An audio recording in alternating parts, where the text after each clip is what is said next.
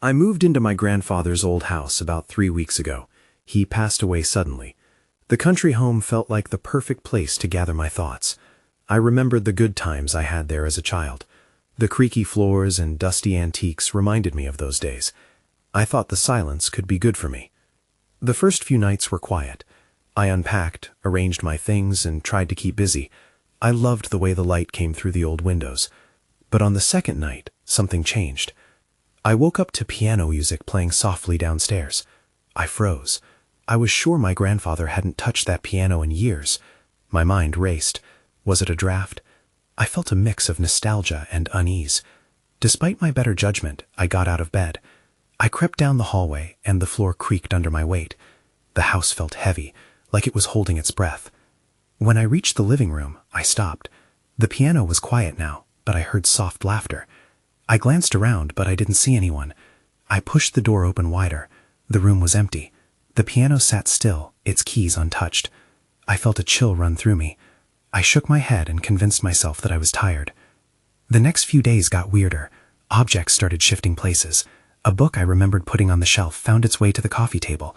Family photos popped up in the frames. I didn't recognize some faces. In every picture, shadowy forms seemed to linger behind my grandfather. My heart raced and doubts crept in. Was I just imagining things? Then the music came back, louder this time. It echoed through the halls. I followed the sound, but it slipped away, just out of reach. The laughter joined in again, growing clearer. I felt myself getting uneasy. I thought I was losing touch with reality. One night I walked through the dark house. The laughter was louder now. It echoed in my ears. My heart was pounding. I wanted to call out, ask who was there, but I couldn't. I turned to leave the room. That's when I heard a soft whisper behind me. It was so quiet I couldn't make out the words. The air turned cold and it sent a shiver down my spine. I glanced at the old piano. It looked like it was quivering slightly, as if calling me closer. I felt it was wrong. I took a step back. Then everything fell silent. The laughter stopped and dread filled the room. A sense of being watched washed over me. And then I heard footsteps behind me. I spun around slowly, but no one was there. I told myself it was just my mind playing tricks, but deep down I knew something was off in that house. I thought about leaving, but I couldn't. It felt like my grandfather was still there, holding me close, even if it was in a way I didn't understand. The next morning, I tried to push the night's events aside. I made coffee and walked outside, hoping the fresh air would clear my head. The sun felt warm against my skin, and for a moment, I forgot the strange happenings in the house. I wandered into the garden my grandfather had tended. It was overgrown, but still filled with life. Wildflowers bloomed, and the scent of earth filled the air. I began to weed the patch near the old swing set, hoping to find a moment of normalcy. But as I reached down, my hand brushed against something hard buried in the soil. Curious, I dug gently. I pulled out a small box covered in dirt. It was worn, the lid barely attached. My heart raced. I had never seen this box before. I wiped it clean and opened it. Inside were old letters and photographs tied with a frayed ribbon. Most were faded, but one stood out. It was a photograph of my grandfather with a group of unfamiliar people. They all smiled, but something felt off about the picture. In the back, facing away, was a dark figure partially hidden behind a tree. The figure seemed out of place, like it didn't belong. I shoved the photo aside, feeling uneasy. I had to know more. I took the box inside, my stomach churning with curiosity and fear. I sat at the dining table, sorting through the letters. They were addressed to my grandfather and mentioned a place, the old mill by the creek. The letters hinted at secrets, things undisclosed. My fingers trembled slightly as I read them.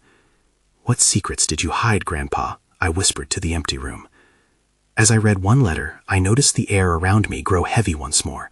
The house creaked, like it was settling back into its old rhythms. I stopped, sensing a presence. The familiar laughter echoed faintly, and a chill crept through me. This time it was different. It felt closer. Suddenly, I heard a soft knock on the front door. I jolted, glancing toward the hallway. My heart raced. No one in the area came by unannounced.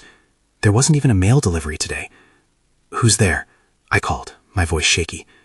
Silence enveloped the house, pressing in on me. I stood up slowly, moving towards the door. My instincts screamed for caution. I reached for the doorknob, but the knocking started again, persistent and urgent. I hesitated. The last few days ran through my mind. Piano music, laughter, whispers. Who or what could it be? Taking a breath, I swung the door open. The porch was empty. My gaze swept the yard, but nothing stirred. Just as I was about to close the door, I noticed something lying on the welcome mat. I bent down cautiously. It was another photograph, unlike the one I had found. This one was fresh, clearly taken recently. I recognized the backdrop, the old mill by the creek. In the distance, a figure stood, gazing directly at the camera, and that figure looked too familiar. I felt my heart sink. I couldn't shake the feeling that this was just the beginning, and as I stood there, the chill left by the photograph crept through me again. I stepped back inside, closing the door firmly behind me. That's when I heard the piano start to play once more. I stood frozen in place, the haunting melody wrapping around me like a fog. There was no doubt it was coming from the living room this time. The sound was clear, rhythmic, almost inviting. My heart raced as I clutched the photograph in my hand. I needed to confront whatever was happening. I took a slow step toward the sound, every part of me screaming to run. The piano was a relic from my childhood, covered in memories and dust. I hesitated at the entrance to the living room. The notes danced through the air, weaving a story of joy and sorrow. But the sorrow I felt today was far from the warmth I used to associate with that music. Taking a deep breath, I peered around the corner. The piano sat there, keys moving smoothly, pressed by invisible fingers. A part of me expected to see my grandfather's familiar face, but that thought was quickly stifled by panic. "Hello," I called out, my voice barely above a whisper. The music continued, an uninvited guest in my home. I stepped back, but the eerie notes pulled me forward again. The letters in the box flashed through my mind. Secrets. The old mill.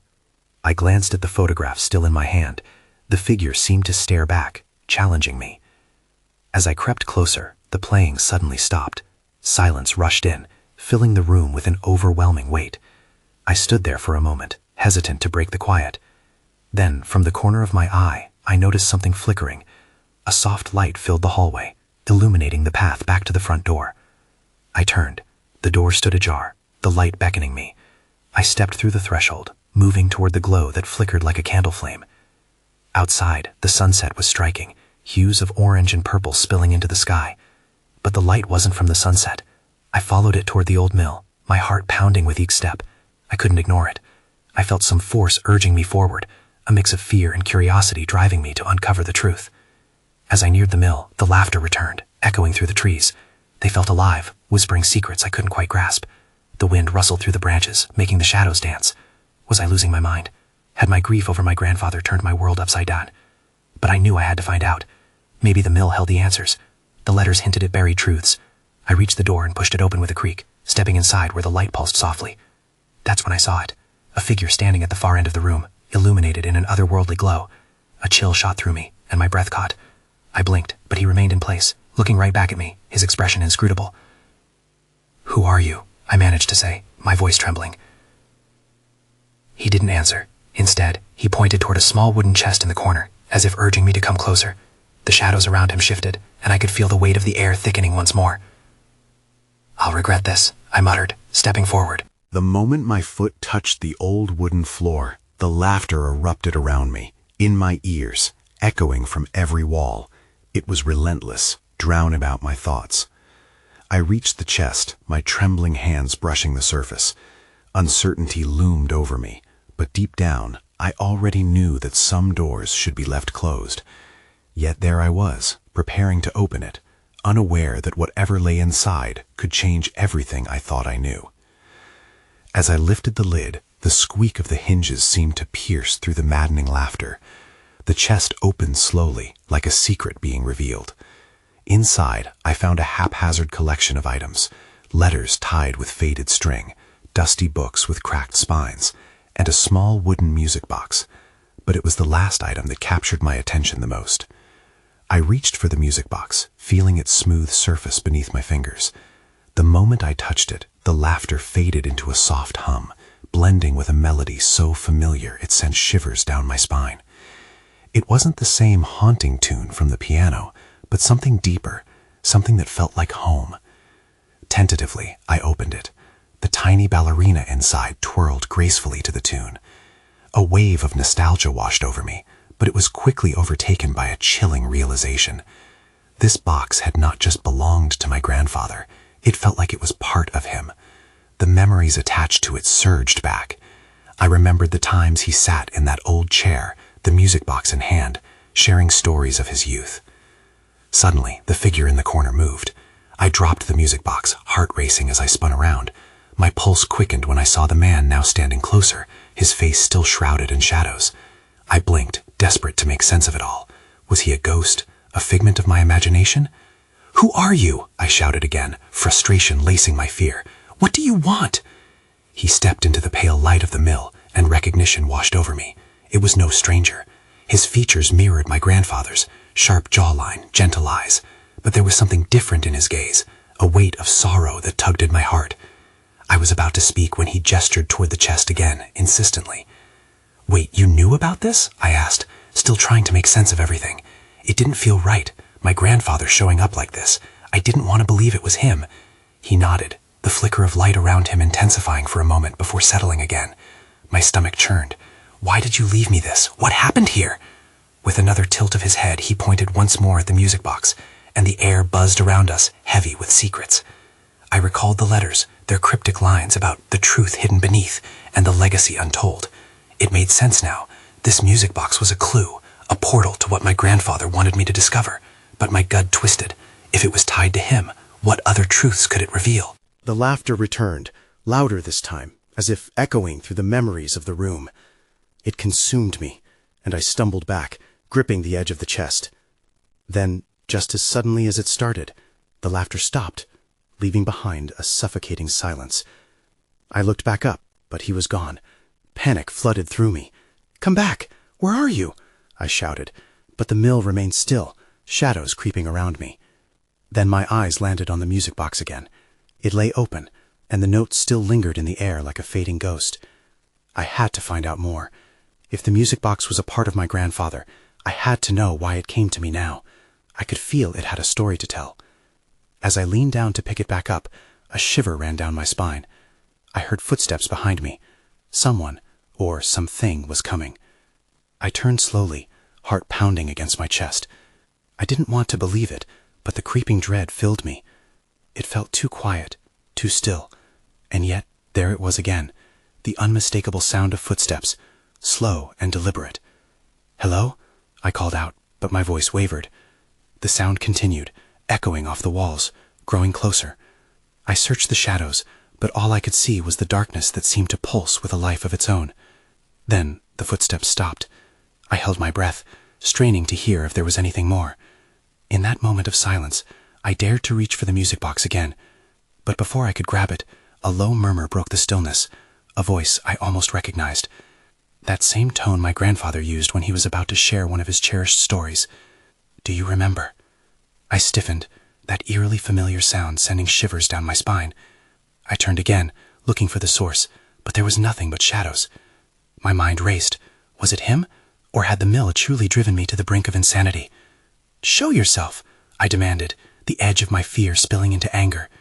Silence answered, but then a faint shimmer of light flickered in the corner where I first saw him. I stepped forward, and as I did, the shadow seemed to stretch, revealing something on the floor, a small, worn-out book. My hands shook as I reached for it. The cover was cracked and faded, but I could make out the title, The Legacy of the Mill. I opened it, feeling the weight of the pages, and I began to read. Inside were cryptic notes and disparate scrawls. It spoke of a hidden truth and a warning for future generations. The words felt like they radiated my grandfather's essence. "Do not trust the shadows," one line read. "They hold the secrets you must uncover.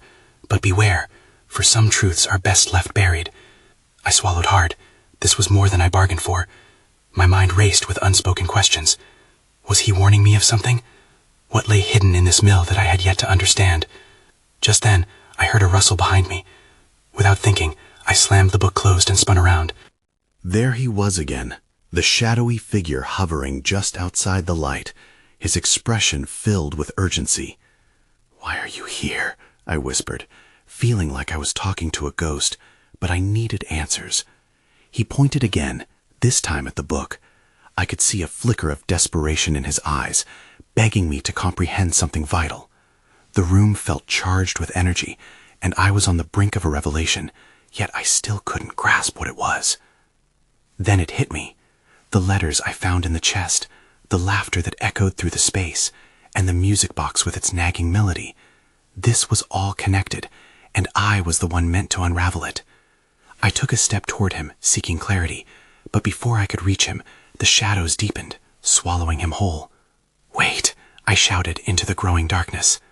With that, the air thickened, and I sensed movement all around me. The hairs on my arms stood up. Something sinister lurked in the corners of the mill, and it was now drawing closer. The quiet had turned menacing. I was no longer alone. The sound of whispering laughter danced through the air again, but this time it felt like it was directed at me. I had to leave, but the music box called me back, a siren singing a dangerous tune. What was I about to uncover, and was I ready to face it? I tightened my grip on the book and stepped back, the shadows creeping ever closer. My heart raced as laughter echoed in my ears, a sound that clawed at my sanity. It was both familiar and foreign, a cruel reminder of happier times now twisted into something sinister. "Get a hold of yourself," I whispered, trying to drown out the noise. I had to focus. Whatever this was, I couldn't let it overwhelm me. The flicker of light from the music box was weak now, but I could still see it. It seemed to pulse like a heartbeat, and I felt drawn to it, though every instinct screamed for me to run. I took a deep breath and edged closer to the music box, desperate to understand its pull. Maybe it held a clue to what was happening. As I knelt down, my fingertips brushed against the intricate designs on its surface.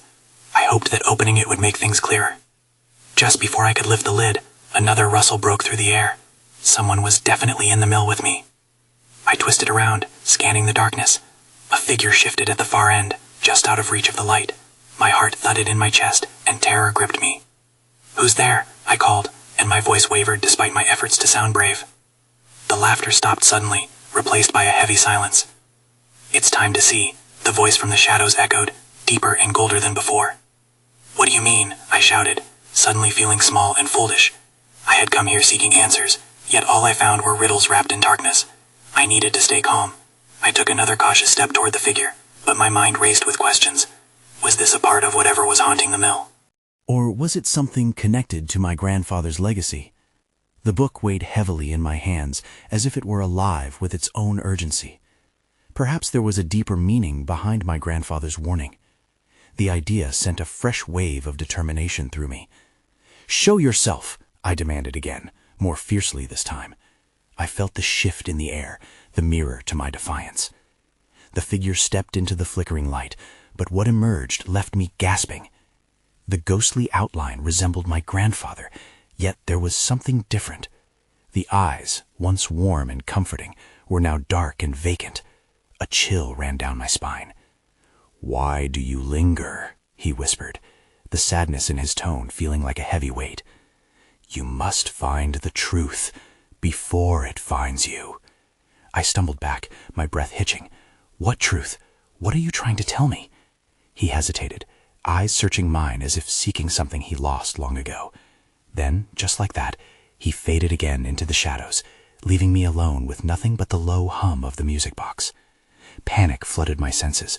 What was I meant to uncover? I felt the chill of dread wrapping tightly around me, and with it came a sudden clarity. There was no running from this. The mill held secrets I had yet to uncover. I headed back to the music box, my decision made. I had to open it. Whatever lay inside might be the key to unraveling this mystery. I lifted the lid and felt a rush of cool air sweep past me. Then, everything went dark. As the darkness swallowed me, panic clawed at my throat. I swung my arms, desperate to find something solid, but there was only emptiness. It felt as though I had fallen into a void, cut off from reality. I called out, but no sound escaped my lips.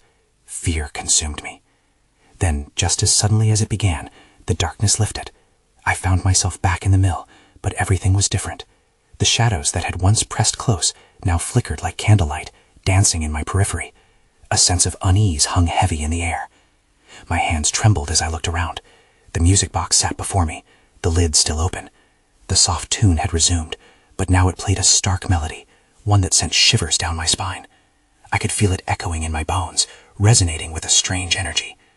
As I stood there, a ripple of movement caught my eye near the far wall. I squinted against the dim light and saw the outline of a piece of paper fluttering to the ground. I stepped closer, my heart pounding again.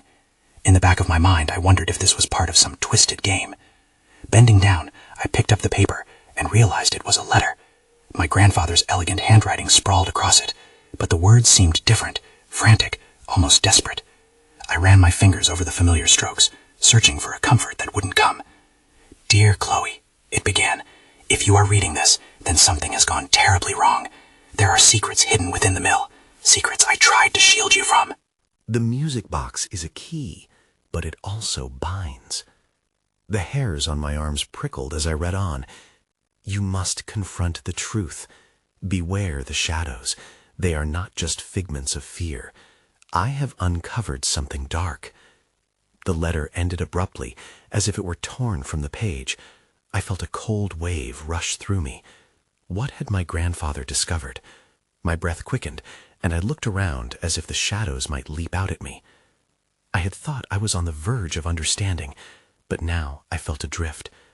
Turning the letter over, I searched for more, but there was nothing. I was left with a chilling sense of dread. The wind howled through the gaps in the mill, carrying whispers that felt just out of reach. Suddenly, I heard it again, the voice from before. "You should have listened." I spun around, searching for the source. There was the figure again, looming in the corner, more defined this time, as if the shadows had woven together to form an outline. The resemblance to my grandfather was stronger, but his face twisted in a way I could hardly recognize. "Why are you doing this?" I demanded, my voice steadying with each word.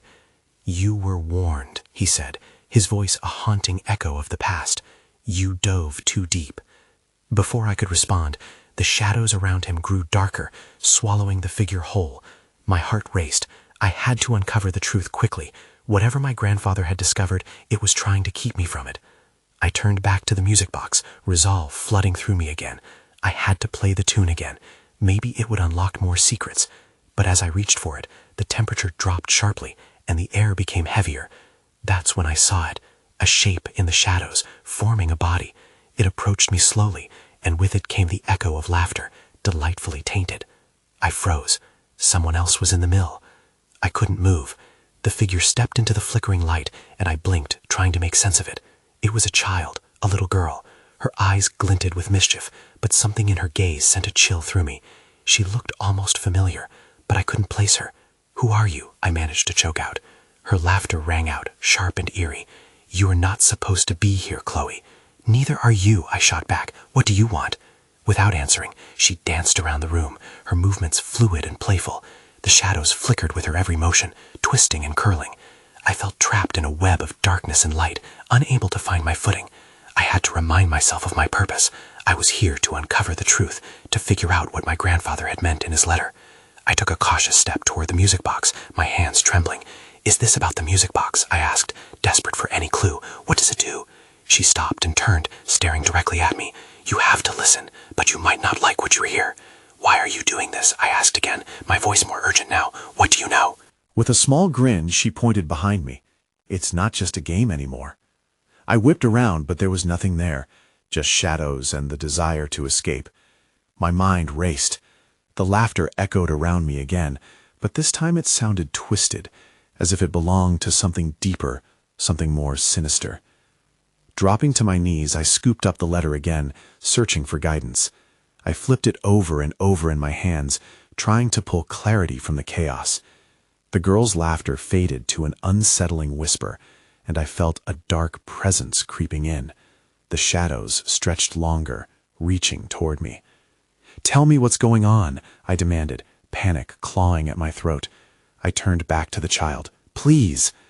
The girl tilted her head, her eyes narrowing. "You have to make the music play louder. That's how you find the truth." I looked at the music box. With a pounding heart, I approached it once more. If what she said was true, I needed to take a risk. I opened the lid and turned the key, letting the haunting melody fill the air. The music swelled, and for a moment I felt weightless. But then the shadows shifted, and a pulsing energy surrounded me. The little girl began to twirl, her laughter blending with the melody. In that moment, I sensed movement in the air, a swirl of energy and darkness. I closed my eyes, trying to hold on to the sound. Then everything changed. The shadows thickened, enveloping me completely. "Listen closely," a new voice whispered, low and menacing. "You're not yet ready." I jerked back, gasping for breath. The air grew heavy around me. Something cold slid down my spine. I gripped the music box tighter, but the melody began to distort, feeding the shadows. I needed to find the truth quickly. I had no idea what would happen next, but I knew I had to confront whatever lay beneath the surface of the music box. Just then, I noticed a flicker out of the corner of my eye, a flash of movement. I turned my head, trembling, and saw a door I had never noticed before. It stood ajar, beckoning me into the darkness beyond. I took a deep breath, heart racing. I had to follow. There was no turning back now. The door creaked open, revealing a narrow passage shrouded in darkness. I hesitated, my heart pounding in my chest. Was this a mistake? The little girl's laughter still echoed in my mind, a haunting reminder that I was in over my head. Yet something tugged at me, urging me to step forward. I moved cautiously into the hallway. The air was thick, and an unsettling silence surrounded me. The only sound came from the music box, still playing its eerie tune behind me. I strained to listen, but it felt like a distant echo rather than a melody. As I walked deeper into the gloom, the shadows seemed to shift, following my movements. I reached out to touch the walls, feeling the cool, rough surface beneath my fingertips. I tried to focus, telling myself that I was in control, that I could find the answers I needed. But the deeper I ventured, the more the darkness pressed against me, making it hard to breathe. Then I saw it. At the end of the corridor, a faint light flickered. My breath caught as I took slow steps toward it. What lay beyond that light? Another room? Or was it a trap? I cursed my curiosity, but couldn't turn back now. As I approached, the light grew brighter, revealing a large, ornate mirror set into the wall. Its surface shimmered and twisted, reflecting more shadow than me. I stepped closer, and my reflection began to ripple. At first, I thought my eyes were playing tricks on me. But then I saw her, the little girl, standing right behind me in the mirror. I spun around, heart racing, but she wasn't there, just silence and the pervasive dark. I turned back to the mirror, my breathing quickening. "What do you want?" I whispered, my voice barely audible. "To play," she replied in a sing-song voice from the mirror, though her lips didn't move. Why me? I felt desperate. I wanted answers, not riddles. The girl's smile widened, and the shadows around me darkened. "Because you are chosen. The music box needs you, Chloe." A sense of dread washed over me. My grandfather's letter had been about secrets and hidden truths. Was this what he meant? I was linked to this strange world, and something told me it all revolved around the music box. "Louder," she continued, her voice now a serene melody. "You must summon the past." I took a step back, trembling. I couldn't trust a child in the mirror, but the curiosity burned brighter than fear. "Enough playing," I shouted, my voice wavering. "Tell me the truth."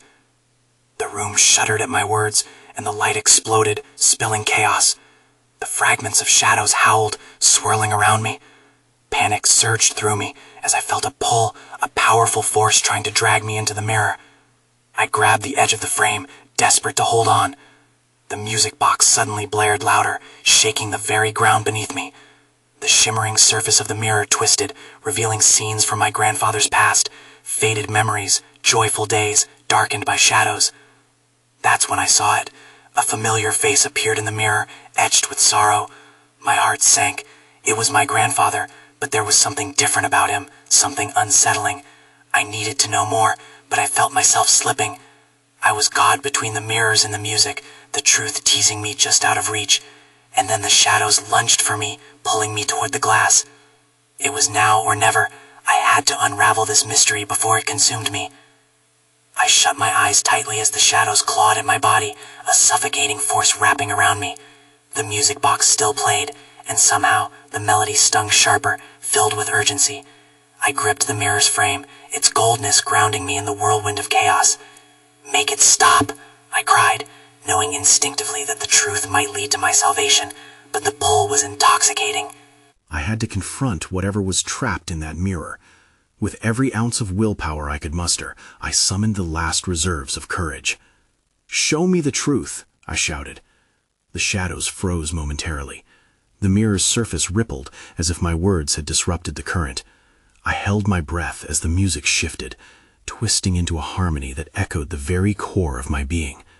The figure of my grandfather emerged again, this time clearer. He looked older, worn but somehow vibrant, playing a tune that resonated with the melody of the music box. But instead of joy, his face bore a look of desperation. "Chloe," he called out, voice thick with sorrow. "You have to understand. You must choose to break the cycle." "What cycle?" I shouted back, my voice wavering with fear and confusion. "Every generation must face it. The shadows want to consume what is good, what is light. You must confront them." His eyes held mine, and I could feel the urgency coursing through our connection. Sudden clarity washed over me. My grandfather had been trying to protect me, shielding me from whatever dark force dwelled in this place. The music box wasn't just an artifact. It was a beacon tied to our family's legacy, a tool to summon and confront the shadows threatening to engulf us.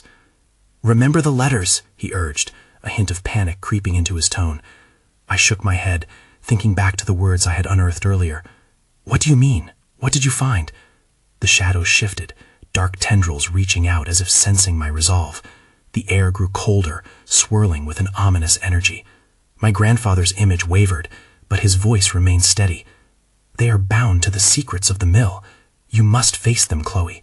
Only then will you understand." Suddenly, the laughter thundered through the air, and I pushed through the pain of fear. "I choose to fight," I declared, staring into the mirror, into the echoes of my grandfather's legacy. As the music drove forward, spilling over with harmony, the shadows shrieked, recoiling as if harmed by my declaration. At that moment, everything exploded into a blinding light. The laughter crescendoed and then fell silent as the shadows dissolved into wisps of darkness, fading into nothingness. I felt myself torn between worlds, a visceral sense of freedom and fear. I blinked, and when my eyes shot open, I found myself back in the mill. The light flickered, but it had a new softness to it. The air seemed clearer, as if an oppressive weight had lifted. The music box lay silent now, the final note echoing gently in my mind. Heart racing, I pushed myself off the floor. I glanced in the mirror. My reflection was whole, unharmed, and somehow brighter, but the remnants of the experience lingered in my gut. What had I truly faced? Determined, I grasped the music box and tucked it under my arm, knowing it carried the key to understanding my past.